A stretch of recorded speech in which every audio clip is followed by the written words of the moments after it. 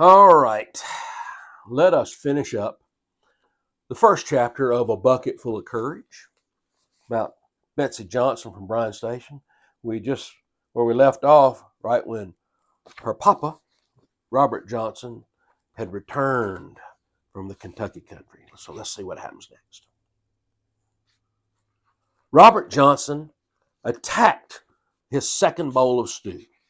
His wife and children beamed with pleasure as they watched the starving man eat a hearty meal. They had almost forgotten about their own hunger. They were too excited to eat. They simply could not believe that Robert was back home. It was a night of joyous celebration in the Johnson home. You will not believe how beautiful the land is, Jemima. Everything is lush and green. There are endless fish and turtles in the streams and rivers. Deer, elk, and buffalo graze in the fields like cattle.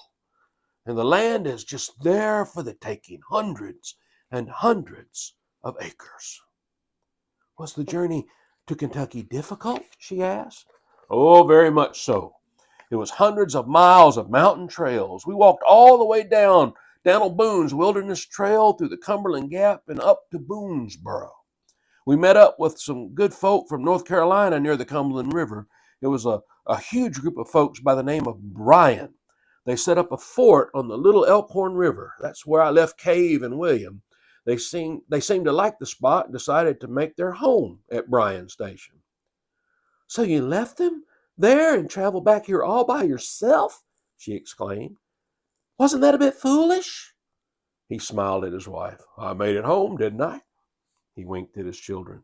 I did me a little exploring first. I found us a wonderful place on the banks of a beautiful creek. The really good news is that we will not be walking all the way to Kentucky. We will travel downstream by boat to reach our new home. Really, Papa? Exclaimed James. A boat? How will we do that? Well, we'll walk to the headwaters of the Cheat River on the other side of the Shenandoah Valley. We will make us a boat, float down the Cheat to the Monongahela, and then down to the Ohio. We'll be able to float right down to our new homestead. Well, it all sounds quite wonderful, husband, Jemima commented. I know that we will have a good life there. It sounds like a place that is full of opportunity and prosperity. She paused. I reckon we will have all winter to make preparations and then depart in the spring. Is that when you are planning? He shook his head vigorously. No, Jemima, we are leaving next week. She coughed from surprise, spraying dry bits of biscuit onto the table. Next week, she screeched. But why so soon? What about our property and our livestock? Well, winter is just around the corner. What about my parents? We have to go immediately because I've already filed claim on lands near the junction of the Beargrass Creek and the Ohio River, right at the falls of the Ohio. We have to get there and establish our homestead before someone else jumps the claim and takes that prime land. But Mama and Papa, she wailed, your parents are going with us. I stopped by Parson Suggett's house on the way here. He is ready and eager to go. He's probably packing his belongings right now. Jemima stared at the table in disbelief. She did not know what to say. Robert reached across the corner of the table and took her hand. Darling, we both knew this day was coming. After all, it is why I traveled to Kentucky in the first place. We have to head north to the head of the Cheat River, build our raft, and get downstream on the Cheat and the Monongahela rivers as quickly as possible. We have to reach Fort Pitt before the small rivers freeze. After that, it will only take a couple of weeks for us to float down the Ohio. Jemima scanned around the room as she pondered the huge task of preparing to part for Kentucky in less than a week.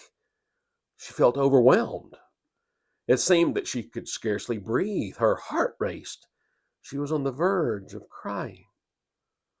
Robert saw the hopelessness and doubt in his wife's eyes. He squeezed her hand.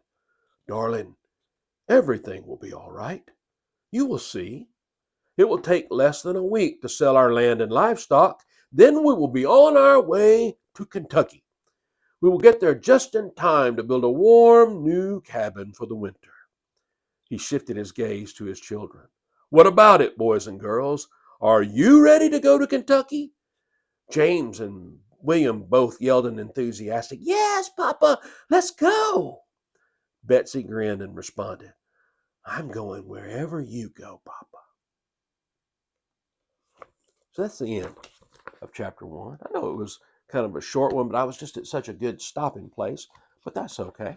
But we'll pick up next time with chapter 2 as they work their way along the wilderness trail to the place where they're going to build their raft. So join me next time as we read from chapter 2 of A Bucket Full of Courage. Thanks for listening.